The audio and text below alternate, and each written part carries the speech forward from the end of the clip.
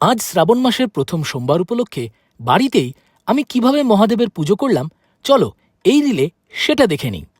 প্রথমেই মহাদেবকে কৈলাসের উপর একটি বেলপাতা দিয়ে স্থাপন করে পাদীয় ও আচমনীয় দেবার পর টক দই দিয়ে অভিষেক করলাম। তারপর দিলাম শুদ্ধ ত্বক মানে জল, আর তারপর দিলাম দুধ।